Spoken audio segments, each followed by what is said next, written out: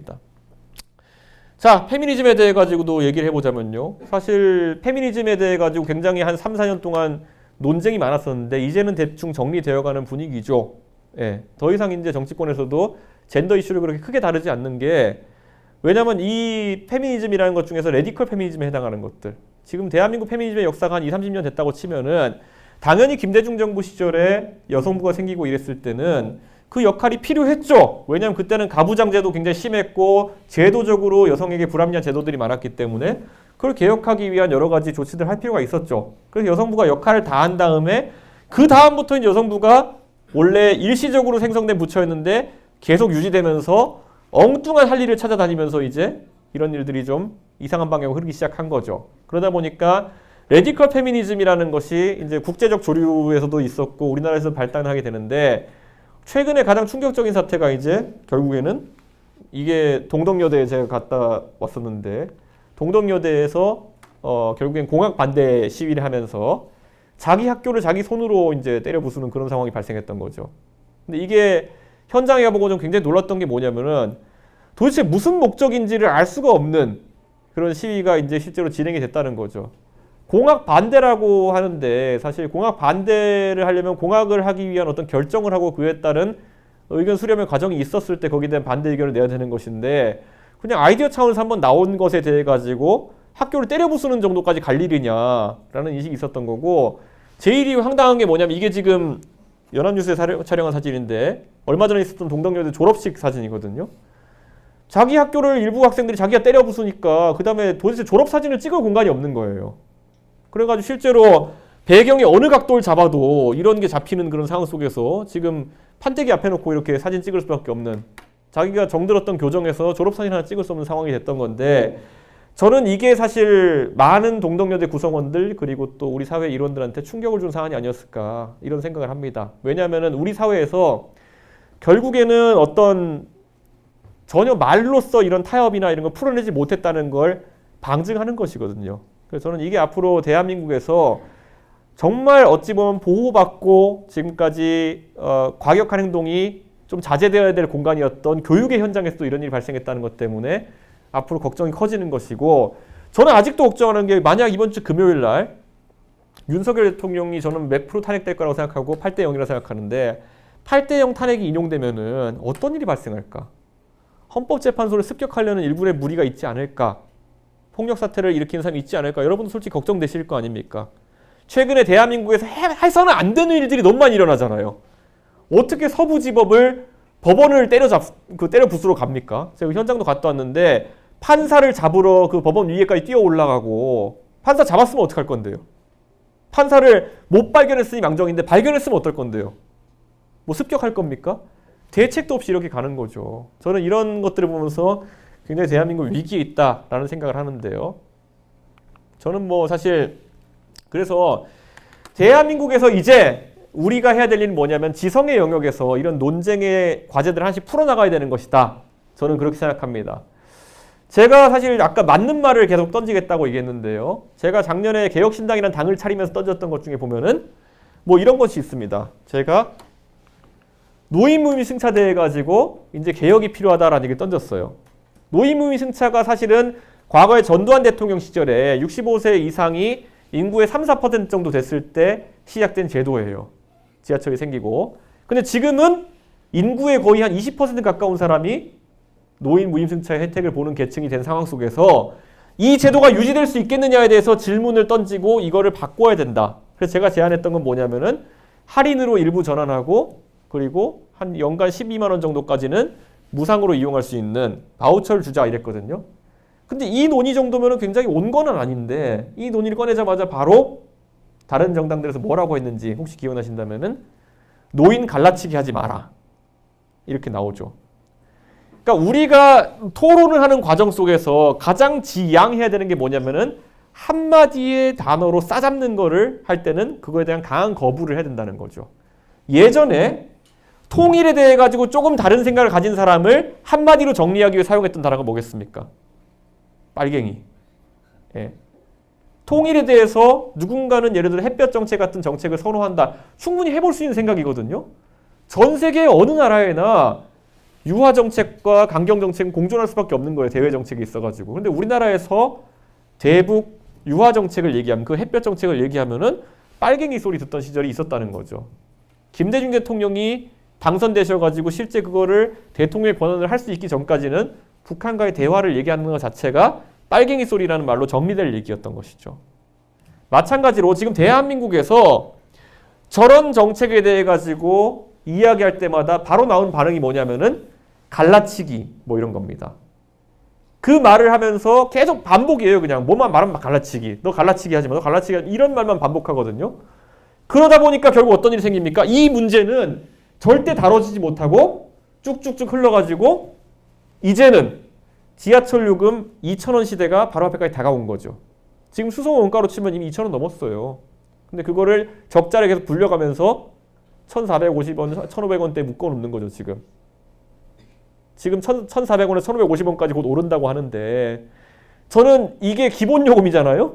예, 몇 정거장만 타도 요즘 100원씩 바로 오르는데 저는 결국에는 노인들은 결국에는 지하철 타고 무료로 다니면서 젊은 세대가 그걸 메꾸기 위해 가지고 인당 2,000원이 넘는 비용을 부담해야 되는 상황이 온다. 이게 얼마나 이제 당황스럽다는 거죠. 그리고 이러니까 너무 비싸다고 말이 많으니까 또 뭘 만들어야 됩니까? 기후동행 카드를 만들어야 되잖아요. 그 기후동행 카드를 만들어가지고 또 그거 부족분은 또 세금으로 메워야 되는 것이고. 예. 그러니까 저는 이게 반복되는 게 뭐냐면요. 이 단어에 대해서 꺼내면은 갈라치기 소리 들으니까 자꾸 편법을 자꾸 만들어내는 겁니다. 예. 그래가지고 저는 이 상황이 실제 그래서 이제 어떻게 흘러가느냐. 제가 동탄에 살잖아요. 동탄에는 GTX-A가 개통됐어요. 그런데 GTX-A는 처음에 개통할 때부터 노인 무인승차가 없습니다. 왜 그럴까요? 그거 해놓고는 지탱할 수가 없으니까. 자, 그러면 어떤 일이 생기느냐? 역차별이 생기는 거죠. 뭐냐? 서울의 1호선부터 9호선까지 타는 노인들은 공짜. 오히려 경기도권에 사는 노인들은 GTX 타면서 몇천 원씩 내야 되는 것이죠. 이 일이 왜 발생했느냐? 기존의 이득을 보는 사람들이 타협하는 것을 완강하게 거부하고 있고 그것을 일부 정치인들이 갈라치기라는 이름으로 계속 그 논의를 막아세우고 있기 때문이겠죠. 그래가지고 역설적으로 서울에 사는 상대적으로 더 부유할 것 같은 그런 분들이 무임승차 혜택을 보고 있고 경기도권에 사는 분들은 신분당선이나 GTX 탈 때 무임승차 혜택을 못 보고 있고 더 나가가지고 아예 수도권 전철이 존재하지 않는 어디 전라남도 순천시에 계시는 노인분은 지하철 자체가 없으니까 무임승차 혜택을 못 보고 있고 이런 역차별이 오히려 발생하는 상황이 생기는 거죠. 근데 이런 게 바로 뭐냐? 갈라치기 이런 단어 속에서 지속되는 거죠. 처음에 전장현, 예.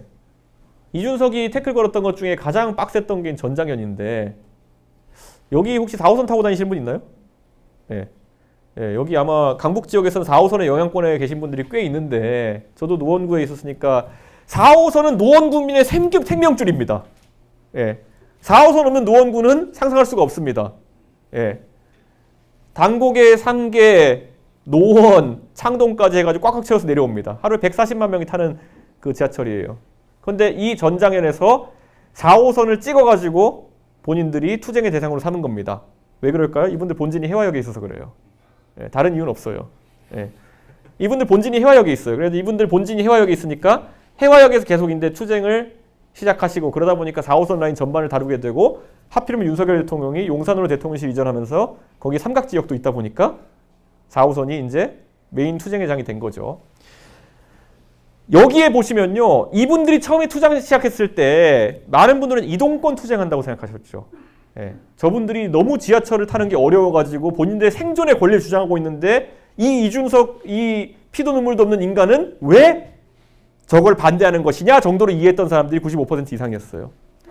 논리적으로 좀 이상하지 않나요? 왜냐하면은 지하철을 타기 너무 어려운데 저분들이 매번 승강장에까지 잘 내려오셔서 시위하세요. 그러니까 역설적으로 승강장까지 내려오시는 데는 지장이 없는 거거든요. 그래서 이거를 이제 살펴보시면 뭐냐면요. 실제로 서울 지하철의 95% 가까운 역사에는 이미 장애인 이동 동선이 엘리베이터로 다 설치가 되어 있어요.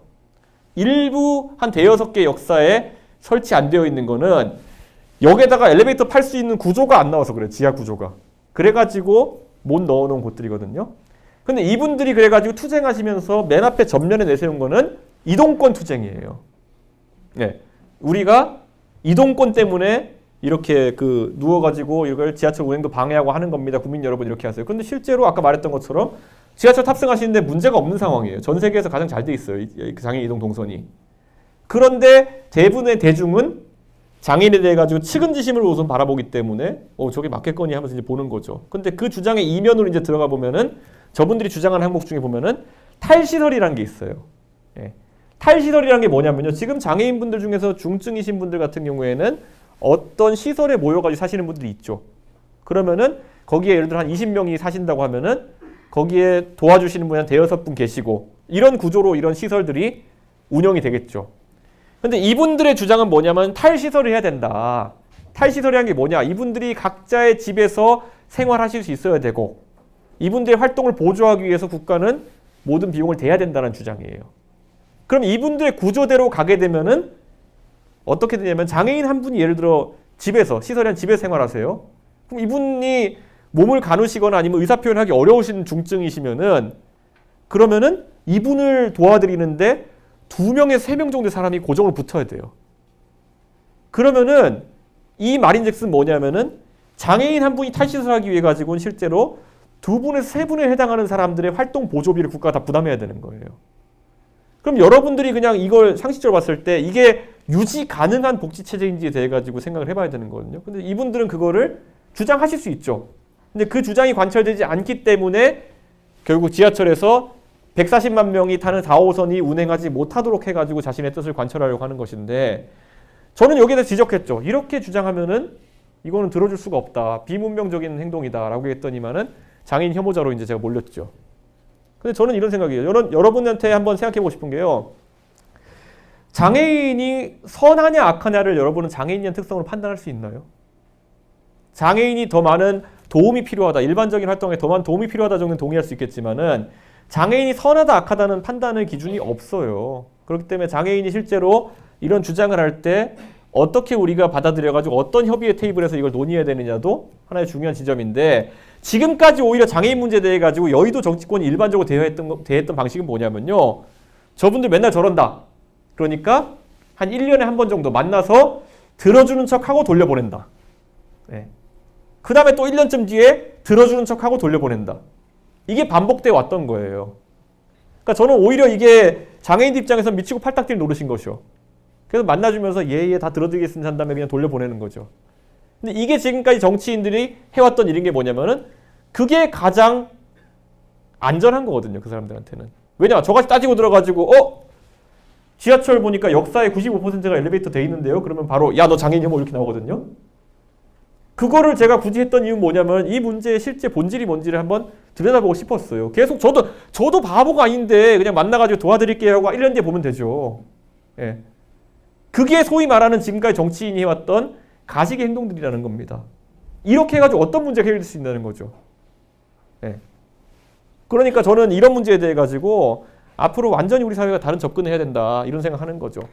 혐오라는 단어, 아까 갈라치기라는 단어와 동시에 굉장히 이런 논의를 저해시키는 요소 중에 하나입니다. 여러분 혐오의 정의가 뭔지 혹시 아시나요? 혐오의 기본은 싸잡아야 돼요. 예. 나는 전장현이 4호선을 막고 시위하는 것은 옳지 않은 행동이라 생각해. 제가 만약에 행동에 그러니까 4호선을 막고 움직이지 못하게 하는 것의 비중을 찍어가지고 얘기하면은 그 혐오가 아닙니다. 왜냐? 저는 보수단체가 똑같은 방식으로 시위해도 싫어할 거예요.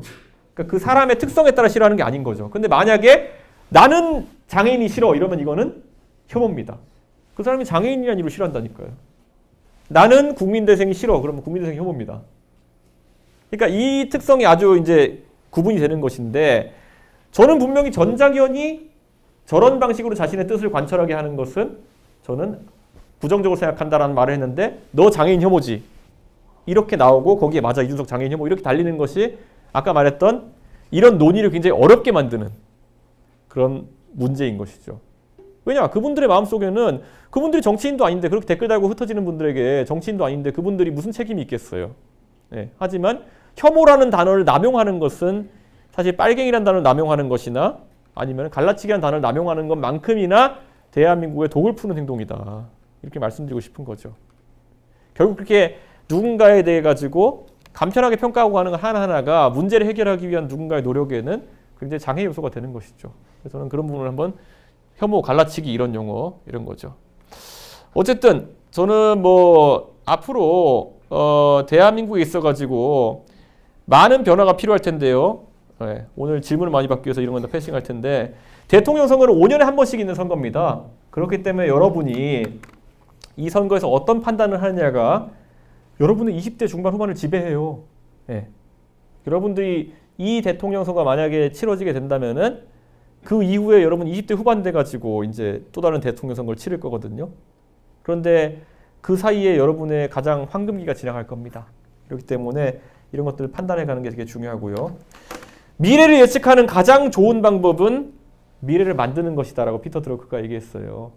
그래서 만약에 정치에 있어가지고 여러분이 어떤 바라는 정치의 이상향이 있다고 한다면은 여러분이 만드셔야 됩니다. 만드는 것은 어떻게 하느냐? 능동적인 참여를 해야 되는 것이고 능동적인 참여가 뭐냐? 정당에 가입하고 이런 게 아니다 하더라도요. 적어도 정치가 여러분이 바라는 이성의 영역에 있게 만들어 주셔야 됩니다. 그래서 여러분들 개개인은 약해 보일지 모르겠지만은 여러분이 한 경향성을 가지고 움직이면은 사실 그게 대한민국을 바꾸는 것이거든요. 그래서 아까 말했던 것처럼 여러분이 실제 그라운드에서 뛰고 있는 정치인 하나하나가 사실 여러분이 하는 말에 주목하고 있어요. 안 보는 것 같지만 다 봐요. 근데 그 안에서 공정한 심판이 돼주고 실제로 올바른 그런 어떤 방향성을 잡아주셔야 된다 이렇게 말합니다. 여러분이 한 6만 명 이렇게 들어가 있는 서울 월드컵 경기장에서 여러분 6만 명 중에 하나라고 생각하죠. 거기서 여러분이 같이 모여가지고 오필슨 코리아를 부르면은 여러분은 그 안에서 뭐 하나의 화음이 돼가지고 응원 목소리 좀 들리겠지만요. 여러분이 거기서 돌출해가지고 우리 선수를 뛰고 있는데 갑자기 육두문자를 쓰면요. 다 들려요. 그 선수들한테. 그래서 그 선수 사기가 저하돼요. 게임 그르칠 수 있는 거거든요. 저는 여러분이 그 경기장에서 사실 그 선수들 뛰는 거, 정치인들 뛰는 걸 보면서 여러분이 하는 말 한마디 한마디가 다 들립니다. 그렇기 때문에 그들이 적어도 비이성적인, 반지성적인 그런 평가를 받지 않도록 여러분이 도와주시는 것이 굉장히 중요하다.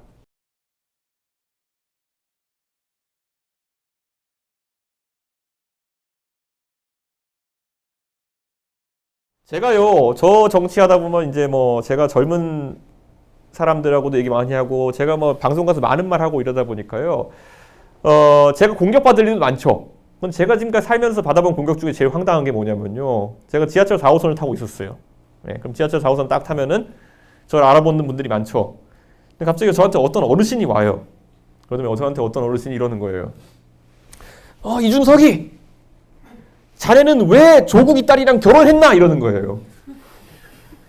그러니까 원래 이게 뭐냐면요. 보통 지적을 하면은 이제 일부의 사실과 약간의 허위가 섞여 있으면 대응할 수가 있어요. 어르신 그거 아닙니다. 이럴 수 있어요. 근데 이건 처음부터 끝까지 어디가 사실인지를 그러면 제가 그래서 왜냐면 저는 제 스스로 결혼도 안 했고 전 조국 장관 딸을 본 적도 없고 뭐 그 당시엔 그분도 결혼 안 한 상태였는데 그런데 거기다 제가 어르신 저는 제가 결혼도 안 했습니다. 그리고 전 조국 딸 모릅니다. 이렇게 하니까 그 다음 반응이 뭐였냐면 자네는 왜 젊은 사람이 거짓말부터 하는가? 이렇게 나와요.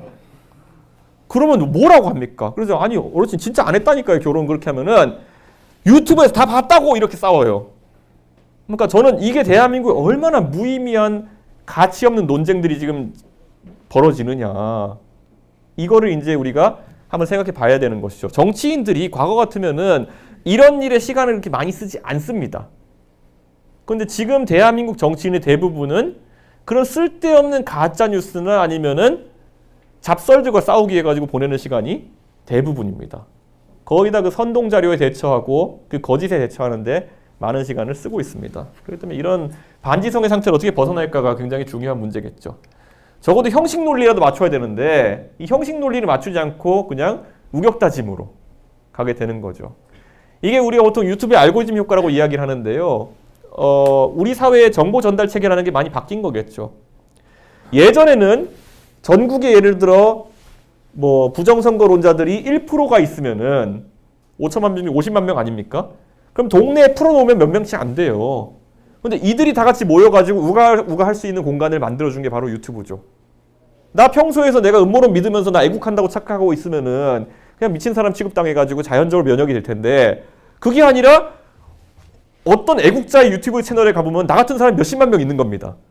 그럼 자기들끼리 우가우가 하면서 역시 애국자들이 이 세상에 많군 이러면서 본인이 이제 착시 효과에 빠져드는 거죠. 윤석열 대통령이 바로 그 지점에 빠져들었던 것이죠.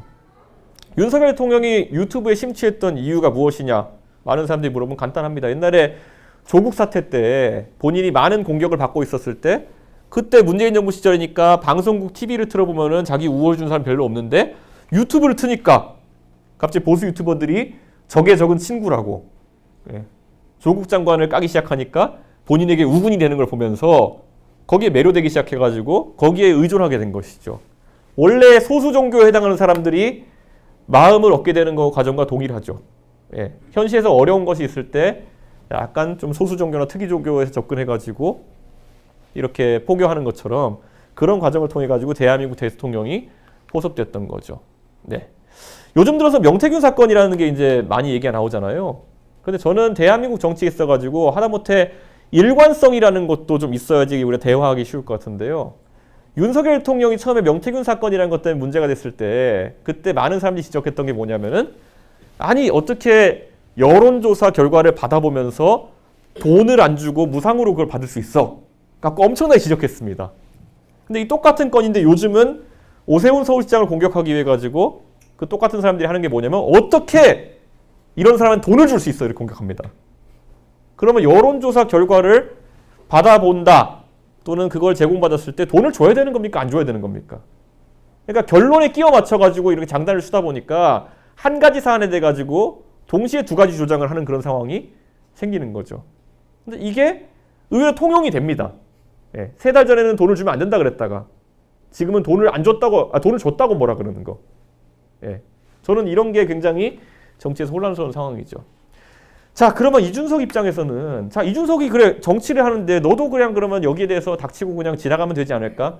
누구처럼 옆에서 봉사활동이나 하고 그냥 입에 발린 소리 나고 하나만한 소리 하고, 청년을 위해 일하겠습니다 뭐 이런 거 맨날 하고 다니고 하면 되지 않겠나? 저는 장애인을 사랑합니다 뭐 이런 거 하면 되지 않겠나? 왜 너는 그러면 여기에 대해서 이야기를 하느냐라고 했을 때, 저는 정치를 해서 대한민국을 바꾸고 싶어요. 제가 정치인으로서 제가 어디까지 올라가느냐 이것의 경쟁도 있겠지만은 사실 그것보다는 나중에 뭘 바꿨느냐로 기억되고 싶은 거거든요. 근데 그렇게 좋은 게 좋은 거지 하는 방식으로는 어떤 것도 바꿀 수 없다라는 결론에 도달하게 된 거죠.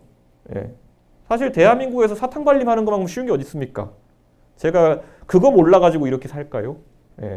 아부하고 사탕 발림하고 그리고 어느 누구도 화나게 않게 하는 합법. 제가 시작하면 너무 누구보다 잘할 겁니다. 잘할 자신 있어요. 어느 누구도 화나지 않게 하는 합법. 근데 그걸 해가지고 대한민국 바뀔 수 있겠느냐라는 걸 보는 거죠. 그래서 저는 맞는 말을 하면서 살기로 했다. 맞는 말은 두 가지 의미가 있죠. 올바른 말이라는 말, 옳은 말이라는 얘기가 있을 거고, 처맞는 말이라는 얘기가 있겠죠. 근데 제가 하는 말들은 대부분 결과적으로 나중에 가면 옳은 말이 될 것이고 맞는 말이 될 것이고, 지금 현실에서는 시작할 때는 처맞는 말이 되는 경우가 많다. 이거는 제가 뭐 굉장히 세디스트적인 측면이 있어서 그런 게 아니라 실제로 옳은 말, 맞는 말을 하는 것을 일관적으로 유지해야지만이 나중에 혼란을 겪지 않는다. 이런 생각을 하기 때문입니다. 자, 여러분이 이제 사회초년생으로 이제 사회에 들어가게 되면은 이런 말씀을 드리고 싶어요. 아까 제가 시어도어 루스벨트가 했던 말처럼 선택의 기로 했을 때 옳은 선택을 하는 것이 제일 좋고 틀린 선택을 하는 것이 그 다음이고 아무 선택도 안 하는 것이 최악이다 이렇게 말했는데요. 여러분은 삶에서 앞으로 많은 선택을 하게 될 겁니다. 이미 여러분이 대학 올 때 여러분 과 선택한 거 만족하시나요? 만족하는 분도 있고 아닌 분도 있을 텐데, 이런 선택들이 앞으로 한 몇백 가지, 뭐 국민대회 만족하시나요? 몇백 가지, 몇천 가지가 이제 있을 텐데, 이 선택의 누적이 나중에 여러분의 삶에서의 여러분의 성과를 나타내게 되는 겁니다. 근데 이렇게 말씀드리고 싶어요. 여러분 혹시 보험이라는 거에 대해 생각해 보셨나요? 보험이 뭘까요? 혹시 경제학과 있어요? 없죠. 보험이라는 상품이 뭐 어떻게 돈을 번다고 생각하세요? 이게 경제학 개론을 들어보면은 맹쾌 경제학의 이제 가운데쯤에 나오는 건데, 보험은 여러분의 위협에 대한 위협 회피 비용입니다. 여러분이 그 차 타고 가다 사고 날 확률, 그래서 엄청난 돈을 지출해야 될 확률, 그 부담을 회피하기 위해 가지고 보험료를 자동차 보험료를 내는 겁니다. 여러분의 암이 걸려가지고 엄청나게 많은 돈을 병원비로 지출할 상황을 회피하기 위해 가지고 암보험을 조금씩 돈을 내는 겁니다. 그런데 여기서 중요한 거. 자, 그러면은 왜 보험회사가 그런 걸 해서 돈을 버느냐? 여러분은 실제로 여러분 삶에 있는 위협들을 실제 가치보다 높게 평가하고 있어요. 예. 여러분이 비행기를 탈 때 비행기 사고가 발생할 확률은 몇백만 분의 1도 안 돼요. 근데 여러분은 비행기 탈 때마다 그것보다 많은 위협을 느끼죠. 조금만 비행기가 출렁여도 그 위협을 느끼죠. 그래서 만약에 여러분이 비행기를 탈 때마다 비행기 사고 나면은 10억을 주는 보험을 500원에 가입할 수 있다. 그럼 무조건 하시겠죠. 근데 실제로 비행기가 떨어질 확률은 그것보다 훨씬 낮다는 거죠. 그러면 그 격차가 소위 말하는 보험의 프리미엄이고 그것으로 돈을 버는 겁니다. 이 말인즉슨 뭐냐면은 여러분과 지금 이 자리에 앉아 있는 많은 분들 있잖아요. 여기 있는 많은 분들은 여러분들의 위협을 실제보다 과장해서 평가하고 있어요. 내가 이런 일을 선택했을 때 잃을 수 있는 것보다 더 많이 잃을 수 있다 생각하기 때문에 아주 위험 회피적인 선택을 하는 거죠. 여기서 힌트가 뭐냐면요. 여러분이 반복해서 이제 이런 것들을 그 선택을 하게 될 텐데 남들보다 조금만 덜 위험 회피적인 선택들, 그러니까 조금 더 리스크 테이킹한 위험을 감수하는 선택들을 했을 때 여러분은 보는 이득들이 계속 있는 거예요. 그 위험을 감수하는 선택들을 했을 때 그게 어떤 것들이 있을까요? 여러분 삶에서. 여러분 삶에 고민해 보시면은 지금 아마 여러분 같은 경우에는 취업이나 이런 것들에 대한 경쟁에 대해 가지고 어떤 지정된 위치가 있으면은 최대한 빨리 거기를 향해 달려가는 게 아마 여러분에게 가장 좋은 길이라고 생각하고 가고 있을 거예요. 그럼 저는 이런 말씀 드리고 싶어요. 저는 제가 미국에서 대학교 다니고 와가지고 제가 한국에서 제가 군대를 이제 병특으로 졸업했어요. 병특으로 이제 마쳤거든요. 제가 그런데 병특으로 마치면서 저는 정치할 생각이 애초에 없었기 때문에 병특을 한 거였거든요. 제 친구들은 하버드의 제 친구들 같은 경우에는 거의 단 한 명도 빠짐없이 다 정치를 하고 싶어 했어요. 그래서 제 친구들은 여러분 만약 정치한다고 생각하면은 병역을 어떻게 마치는 게 제일 좋다고 생각해요? 여러분이 만약 정치를 하겠다 생각했다. 그런데 병역을 해결해야 된다. 그러면 어떤 형태로 가는 게 제일 유리할 거라 생각해요? 만기 전역이고. 제 친구들은 하버드 제 친구들은 한 명도 빠짐없이 공군 통역 장교를 갔어요. 예. 공군 통역 장교면 국방부 장관 통역이거든요. 근데 그걸 가가지고 나름 멋있는 이력을 졸업했어요. 그러면 자, 여러분이 만약 정치한다 그러면은 그냥 직업 중에서 어떤 거 하는 게 제일 유리할 것 같아요? 검사. 그거는 이 정권에 특화된 그런 얘기고. 어쨌든 틀린 얘기가 아니에요. 법조인을 하는 게 제일 유리하다 판단해. 왜냐? 법조인은 나중에 변호사 사무실 열어가지고 생계를 이어가면서 정치 활동도 할 수 있고 그렇기 때문에 법조인을 하겠다는 선택 많이 하죠. 그래서 제 친구들은 하나같이 스펙이 공군 통역 장교와 변호사예요. 예. 왜냐? 그것이 그들에게는 가장 위험 회피적인 선택이니까요. 가장 안 위험하니까. 정치한다고 쏘다니다가 굶을 위협이 없고 나중에 군대 때문에 손가락에서 받을 수 없는 그런 선택이었죠. 근데 저는 애초에 정치하겠다는 생각 안 했기 때문에 저는 그냥 병특을 해서 저는 원래 벤처하겠다는 생각했기 때문에 글로 갔고 그러다 보니까 제가 거기서 이제 병특하다 보니까 제가 병특 시작하기 전에 어떤 일이 있었냐면요. 한 2년 전에 병특했던 사람 중에 싸이가 있었어요. 근데 싸이가 병특하다가 부업으로 노래 부르다가 걸려가지고 군대 2번 갔어요. 그래서 나는 그렇게 되면 큰일 나겠다 그래가지고 원래 보통 병특하면서 과외도 하고 이렇게 많이 하거든요. 그런데 안 하고 그러면 영리 활동하면 안 되는데 뭐 해야 되지? 비영리 활동을 한 거예요. 그래서 제가 교육봉사단체를 굉장히 크게 해가지고 성공했어요. 되게 대한민국 제일 큰 봉사단체가 됐고 그때 저랑 교육봉사단체로 경쟁하던 사람이 여러분이 아마 유튜브에 봤을 공신 강성태예요. 그 성태 형이랑 저랑 이제 교육봉사단체에서는 쌍벽을 이루면서 이제 갔었는데 그러다 보니까 정치권에 이제 영입이 된 거거든요. 전 정치하겠다는 생각이 없었지만은 여기서 한 가지 드리고 싶은 말씀은 여러분 같이 좋은 대학교에 다니고 있고 그리고 이미 대한민국에서 앞서 나간 사람들 같은 경우에는요. 그 경쟁이 위에서 이제 그 주어진 과목대로 가서 경쟁하면은 굉장히 치열해요. 그런데 아까 말했던 것처럼 오히려 다른 길을 갔더니만은 제가 대한민국에서 그 분야에서 유일한 사람이 돼버리더라고요. 그래서 훨씬 더 정치하는 데 있어 제가 정치하려고 했던 건 아니지만은 정치하기에 더 적합한 스펙이 되어버린 거겠죠.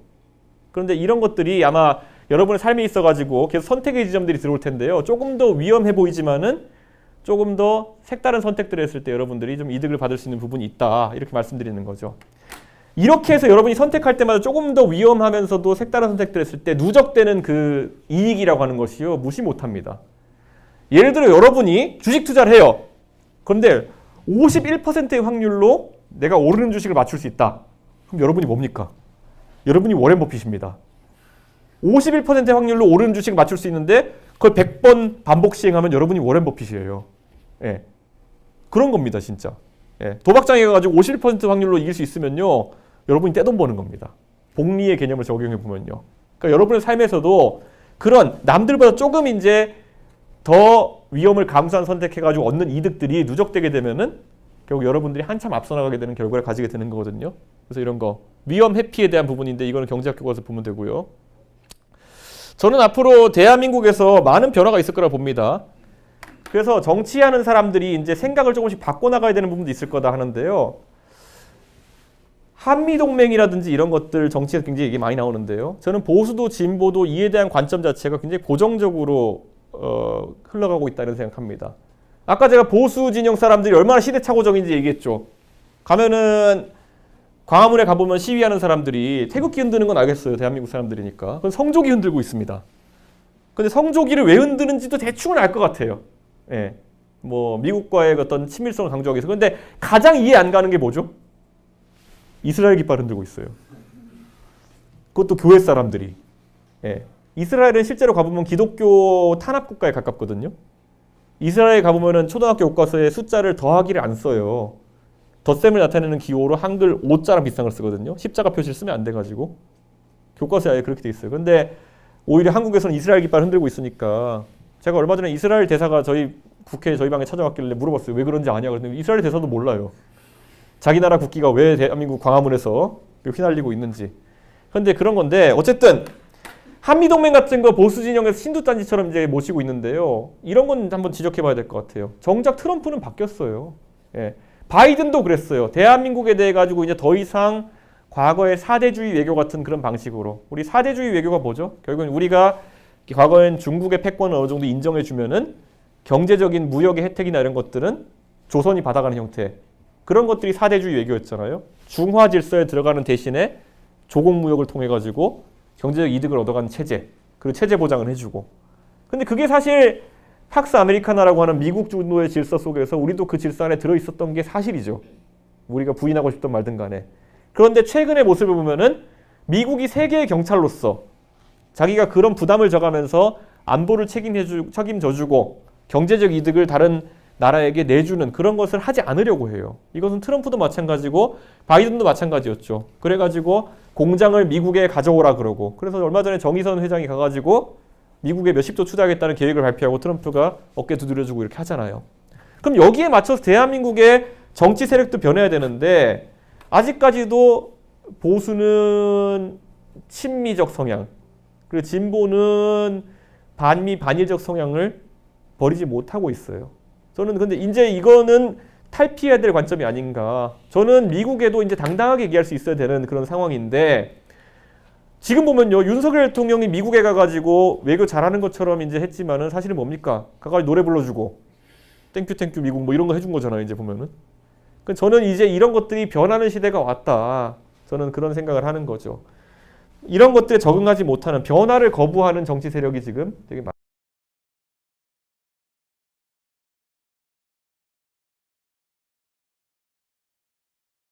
탄핵이 될 것이다. 예. 네. 나머지는 굳이 물어보지 않겠습니다. 예. 그런데 탄핵이 저는 될 거라고 생각합니다. 왜냐하면 지금 이렇게 저도 정치하면서 황당한 일은 처음 겪어봤습니다. 예. 대한민국의 군인과 경찰이 1979년, 80년 이후에 동원되어 가지고 이렇게 국회를 점령하려고 한다든지 아니면 선관위를 털러 간다든지 이거는 정말 이해할 수가 없는 상황이거든요. 예, 그렇기 때문에 이 상황에 대한 책임은 누군가 져야 된다. 그렇다면은 이 모든 것을 기획하고 지시했던 사람은 당연히 책임을 크게 져야 될 것이다. 이런 판단을 하고 있습니다. 근데 제가요, 사실 요즘 들어가지고 많은 고민과 걱정이 있습니다.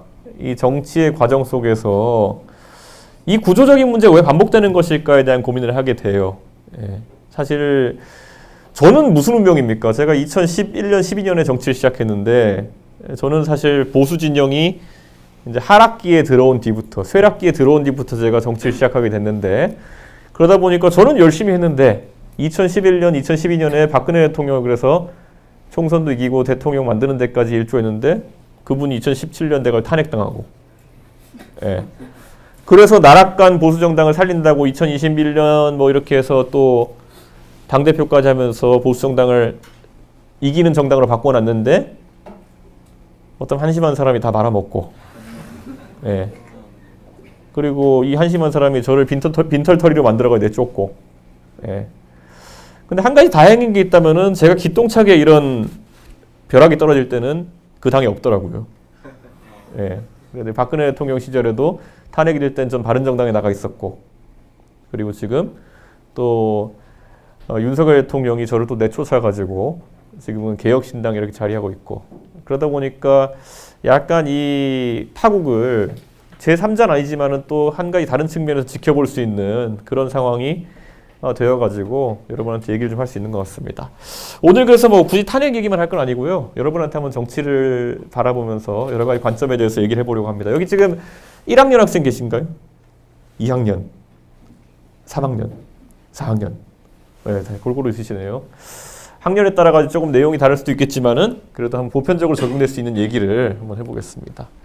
네, 제가 국회의원이 되었습니다. 작년에. 그 전에 3번 떨어졌다고 이제 저 놀리는 분들도 많았는데 사실 다 운명이 아닐까 생각합니다. 어려운 곳에 계속 도전해가지고 그 3번 선거를 낙선하고 나니까 정말 어려운 선거, 예, 동탄이라는 저도 처음 찾아간 곳에서 당선되는 결과가 나오게 되더라고요.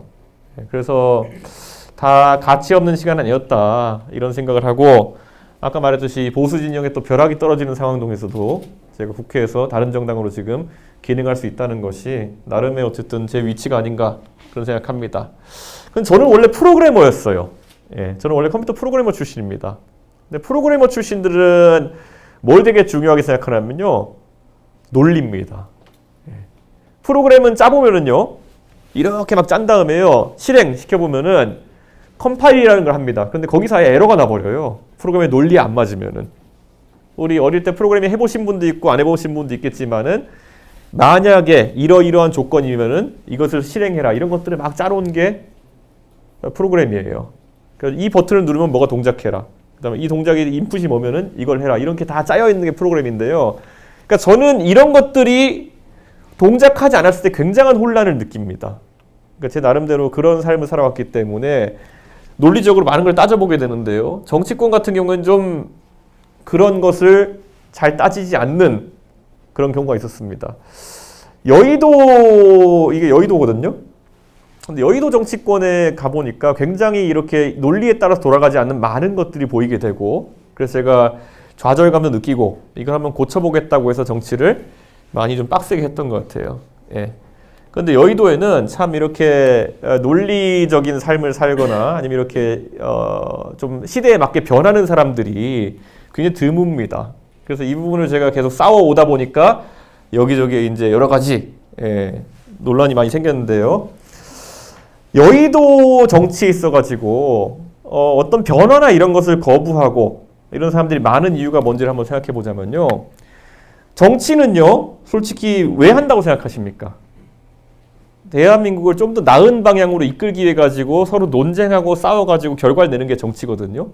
그럼 대한민국의 정치는 은근히 그런 역동성이 좀 떨어지는 그런 상황을 계속 겪고 있어요. 예, 이게 정책을 갖고 A랑 B라는 대안을 갖고 싸우다가 더 나은 것을 가리는 것이 정치가 되어야 되는데 대한민국 역동성이라는 거는 어떤 사람이 군인과 경찰을 동원해가지고 국회를 때려잡고 이런 게 역동성으로 지금 잘못 이해되고 있는 거거든요. 여러분이 유튜브에 가가지고 그 영국의 예를 들어서 의회 정치가 어떻게 돌아가는지를 보신다면은 PMQ라는 걸 검색해 보시면 영상이 많이 나올 거예요. Prime Minister's Questionnaires,라고 하는 것을 이제 하는데 거기 가보면은 여당 당수인 수상과 야당 대표가 나와가지고 실시간으로 토론 배틀을 합니다.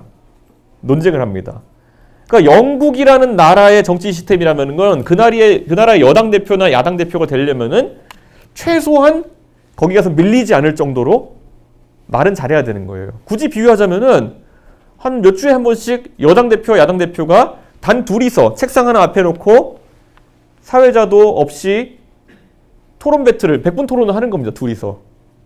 그 정도의 논쟁 문화 속에서 이렇게 정치가 돌아간다면은 대한민국은 약간 그렇지 않은 그런 상황이 계속되고 있다.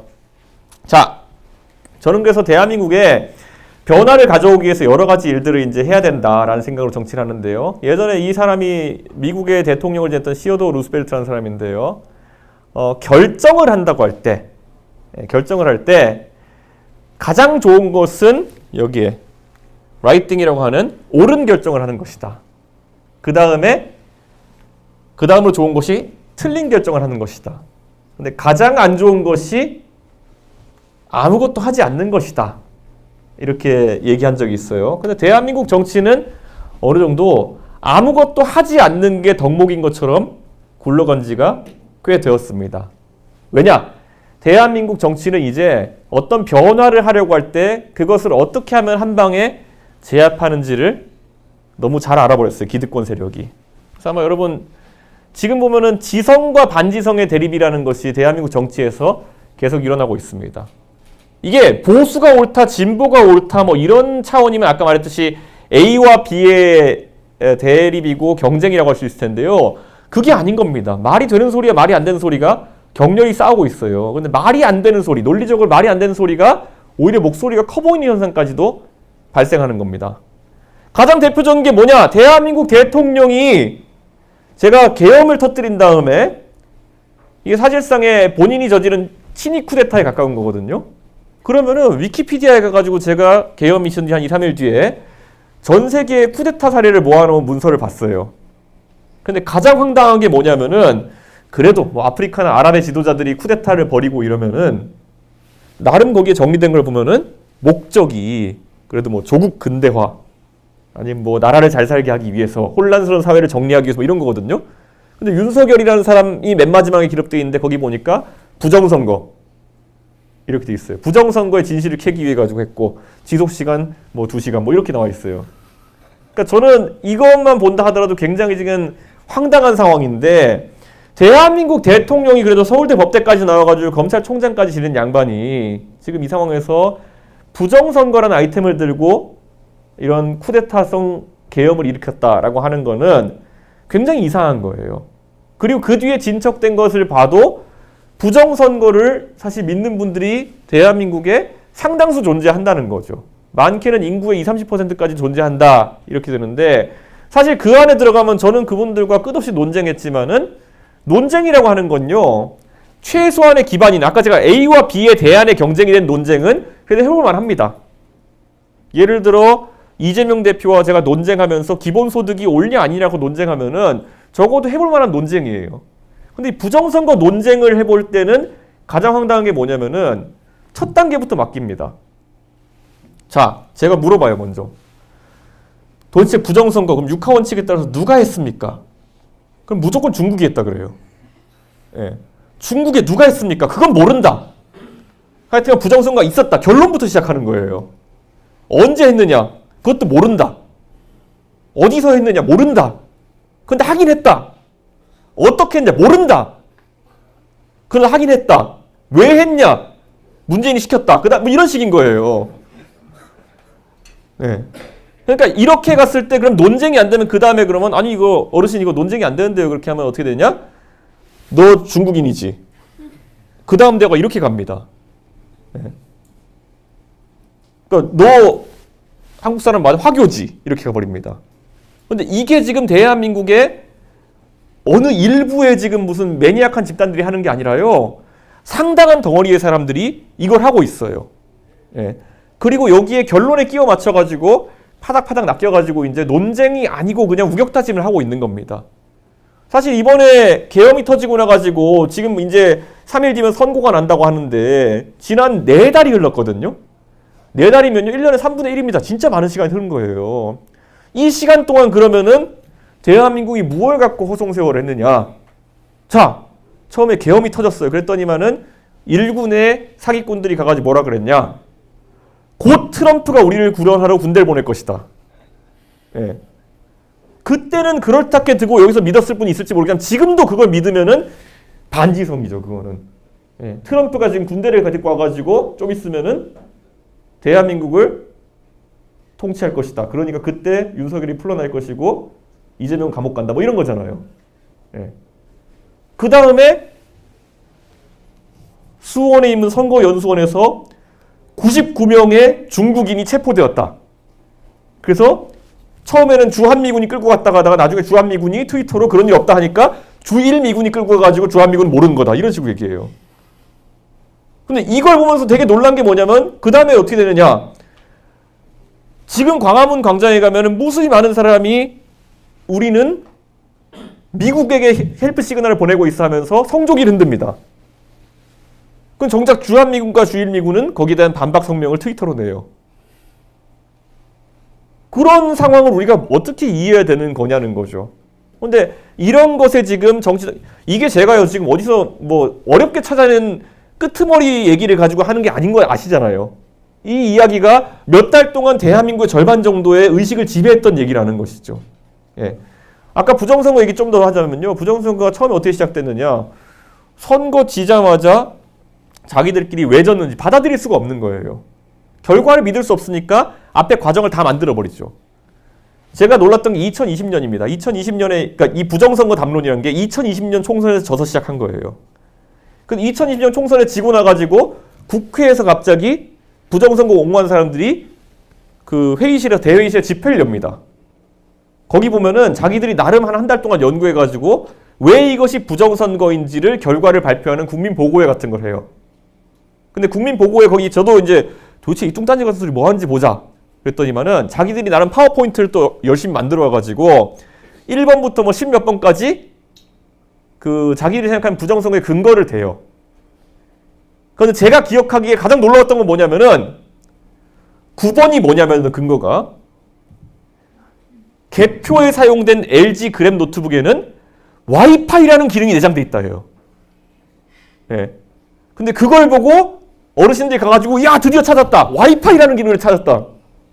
그래서 부정선거의 근거가 9번은 와이파이. 10번이 뭐냐 윈도우 10입니다. 와이파이를 쓴다 그랬더니 와 하고 다 드디어 증거를 찾았다. 문재인 이놈 이렇게 간 거예요. 10번은 윈도우 10을 쓰니까 부정선거다. 근데 이걸 가지고 계속 돈을 모금한 거예요. 굴러가가지고 어른상계에 가니까 어르신들이 지하철에서 만나면은 아니 어르신 왜 부정선거입니까? 그러니까 와이파이란 걸 쓴대잖아. 이런 식으로 가는 거예요. 그러니까 저는 이런 반지성이 대한민국을 지배하는 사회 속에서 정치인들이 무엇을 해내야 되느냐. 그리고 과연 여러분들은 어떤 역할을 했느냐에 대해서 이제 서로 고민을 하게 되는 것이죠. 사실 그런 와이파이나 윈도우 10 같은 아끼는 분들이 지금의 젊은 세대일 수는 없겠죠. 하지만 저는 그러면 여기서 지금 여러분같이 아주 훌륭한 대학에서 공부를 하고 있는 그런 학생들 정도라면은 저는 이런 반지성에 대해 가지고 여러분은 지성을 상징하는 사람에 대해 가지고 맞서야 된다는 이야기를 하고 싶은 거죠. 사실 우리 사회에서 마주치는 수많은 반지성들은 때로는 어떤 권위에 따라서 여러분한테 강요될 수도 있고요. 아니면은 어떨 때는 여러분이 그냥 묵인하고 지나가는 게 낫다고 판단할 때도 있을지 모르겠어요. 예를 들어 여러분의 부모님 중에서도 부정선거에 심취해가지고 맨날 저런 거 보시는 분이 있을 수도 있어요. 근데 거기에 대해 가지고 여러분이 엄마 와이파이는 그런 게 아니야. 윈도우 10은 그런 게 아니야. 라는 말을 할 수 있느냐 없느냐가 이런 반지성이 확산되는 것에 있어서 굉장히 중요한 요소라는 거죠. 예. 99명의 중국인들 그런 거 없어. 이런 걸 여러분이 실제로 얘기할 수 있어야 이런 것이 조금씩 진화가 되는 것이겠죠. 근데 그게 아니라 여러분들이 그래 뭐 부모님이 뭐 저러고 다니는데 내가 놔둬야지 이렇게 갔을 때는 여러분이 나중에 이런 반지성에 의해 가지고 오히려 여러분같이 지성의 영역에 있어야 될 사람들이 피해를 입는 경우가 생길 수 있다는 거죠. 세상이 다 같이 미쳐 돌아가면 내가 이성을 가지고 있는지 별로 중요하지 않습니다. 그리고 세상이 어느 정도 미쳐 돌아가가지고 결국 대통령이란 자가 그것을 믿는 지점에 이르게 되면은 계엄이 터지고 대한민국이 거의 6개월 가까이 지금 정지 상태에 놓이게 되는 겁니다. 우리가 방관했던 대가치고는 너무 심각하죠. 예. 지금 와가지고 보면은 나중에 이것의 최종 버전이 뭐였습니까? 자신을 미국 CIA 요원이라 주장하는 캡틴 아메리카 복장을 한 관종이 등장해가지고, 예. 이 캡틴 아메리카가 막 이제 증언하고 다닙니다. 그런데 결국 구속됐죠. 그리고 드러난 것은 안병희 씨인가요? 그냥 관종 사기꾼이었다는 거. 위조된 신분증을 가지고 대한민국 절반을 들었다 놨다 했던 거죠. 근데 이런 일이 계속 발생하는 이유는 뭐냐? 그만큼 우리 사회에서 지성과 논리적으로 판단하는 능력 자체가 떨어져 가고 있기 때문이다. 이런 얘기입니다.